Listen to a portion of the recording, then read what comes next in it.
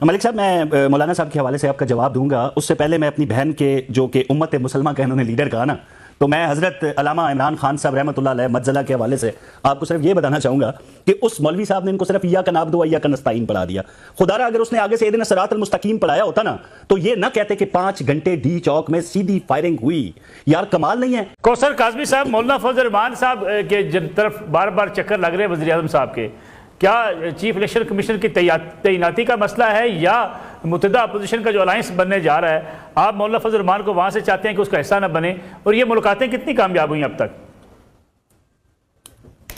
ملک صاحب میں مولانا صاحب کے حوالے سے آپ کا جواب دوں گا، اس سے پہلے میں اپنی بہن کے جو کہ امت مسلمہ کا انہوں نے لیڈر کہا نا،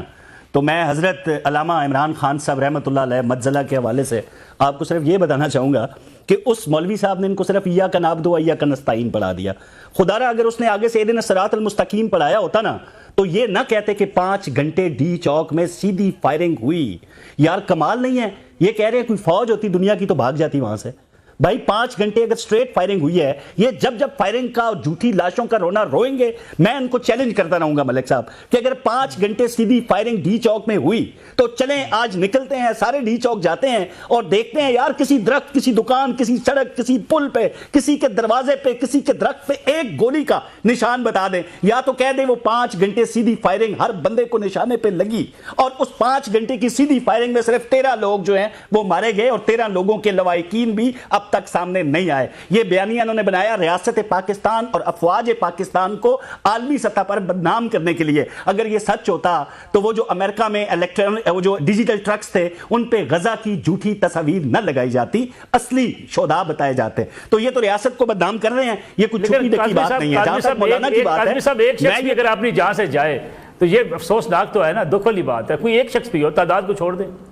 سر وہ تو آفیشیل لیٹر آپ کے پاس ہے ملک صاحب، پولی کلینک کے بھی، اور ساتھ آپ کے پاس پمز کا تحریری وہ جو مواد ہے وہ آپ کے سامنے ہے، وہ مصدقہ ہے جس میں 6 لوگوں کا ذکر ہوا۔ بے شک ایک جان جائے یا 1000 جانے جائیں وہ ہمارے ساتھ برابر ہیں، لیکن اپنی گندی سیاست مقتولین کے سر پہ نہ کھیلے نا۔ ہم تو یہ چاہتے ہیں، یہ پھر دوبارہ اسی لیے آنا چاہتے ہیں کیونکہ پہلی دفعہ یہ ناکام لوٹے ہیں، لاشوں کا جھوٹ بولے انہوں نے، اب بھی ان کے ارادے یہ ہیں جو تربیت یافتہ لوگ ہیں۔ ملک صاحب مولانا صاحب کے حوالے سے جواب لے لیں، آپ نے سوال کیا، مولانا صاحب لیتے ہیں ان سے چسکے۔ مولانا صاحب کو انہوں نے بڑا بدنام کیا ہے ماضی میں، مولانا صاحب کا یہ نام بگاڑتے رہے ہیں، مولانا کہنا، مولانا لفظ کی توہین کہتے رہے ہیں۔ مولانا ان کو در پہ بلا کے جھکاتے ہیں تاکہ پورے پاکستان کو دکھا سکیں ان کا اصل منافق چہرہ کہ یہ وہ لوگ ہیں جو اپنے فائدے کے لیے، حوث اقتدار کے لیے اپنے کسی کال سے پھر کے میرے در پہ آ کے جھک سکتے ہیں۔ مولانا کا میاں نواز شریف سے بڑا اچھا تعلق ہے اور میاں شہباز شریف سے جو ملاقاتیں ہو رہی ہیں ان کی، وہ میاں نواز شریف کی ہدایات کے اوپر ہو رہی ہیں۔ مولانا کم از کم ان کے ساتھ